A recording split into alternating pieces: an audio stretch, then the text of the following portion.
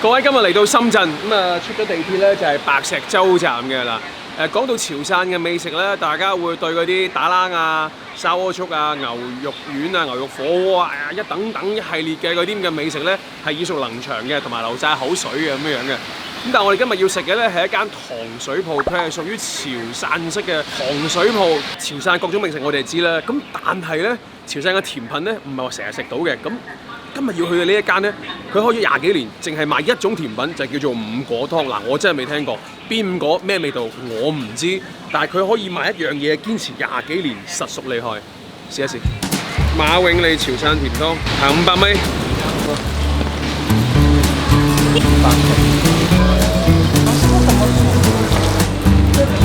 那我們還要拍這個嗎？他要猜的咯喎。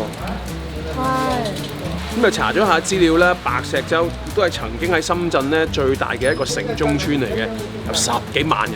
咁所以嗰10幾萬人咧，可能當中有唔少都會食開佢哋嘅。咁而家咧，就都搬嚟呢一度就冇得食，又唔知佢仲會唔會繼續做。咁啊個定位咧都唔係咁準嘅，去到嗰度可能仲要向前行。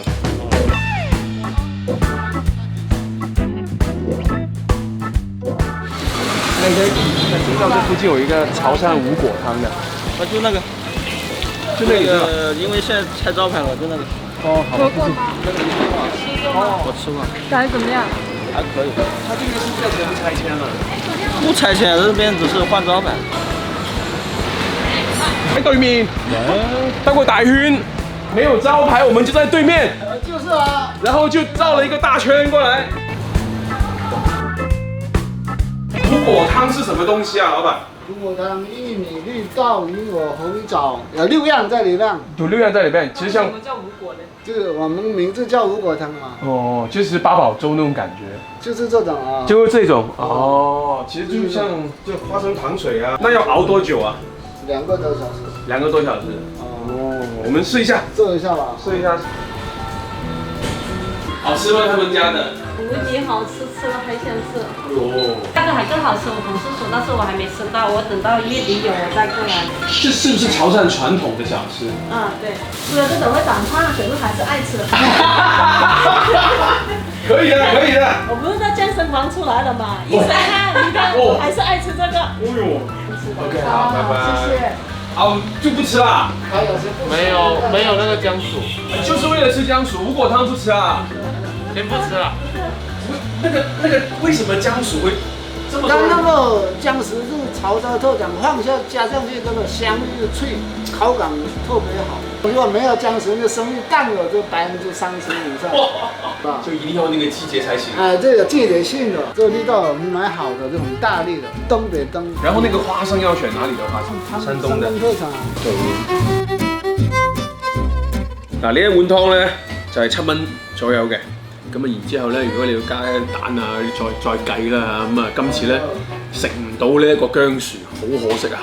潮汕地區嘅朋友，你啲薑薯，我覺得我未食過，試下先。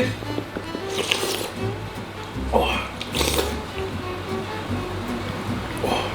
嗱，首先佢係偏甜啲嘅啦，然之後呢幾樣嘢咧，嗰啲咁嘅豆啊，其實好出嗰啲粉嘅味道。即係嗰啲豆佢因為就浸完又壓啦，所以就搞到佢兜嘢咧係好結嘅。當然呢個結嘅其中一樣原因咧就係銀耳啊，銀耳滲出嚟嘅嗰啲咁嘅黏黏嘅嗰啲咁嘅嘢。你唔使揾牙咬啊，輕輕掂一掂佢都溶嗰種感覺。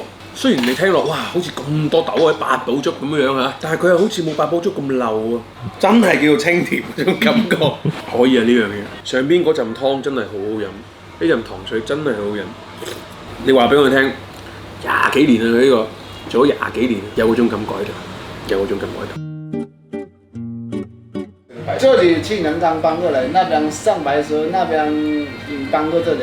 我賣了20年在那裡。你只賣薑薯，功夫店主嗎？到這邊來，加上這疫情呢，就沒錢賺。沒錢賺。我一天要賺400塊也交租啊。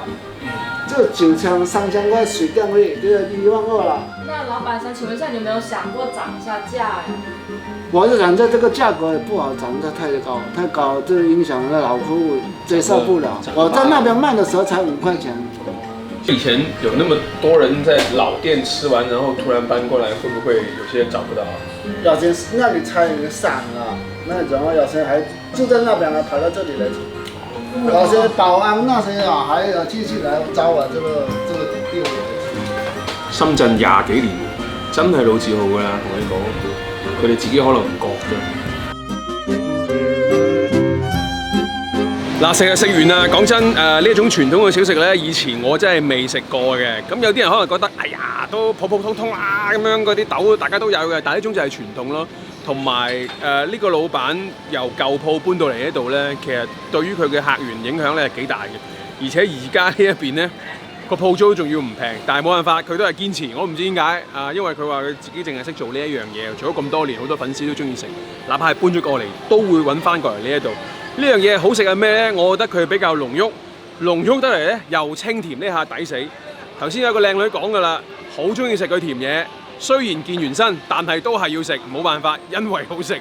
有可能係咁樣樣，又或者係一種潮汕地區朋友對於甜湯嘅一種執着啦。無論老闆又好，顧客又好，所以20幾年嚟咧，可能支持佢做嘢嘅原因，可能就係咁樣樣咯。好，呢度係品城記，希望唔同平台點擊關注，下次更新大家就唔會錯過㗎啦。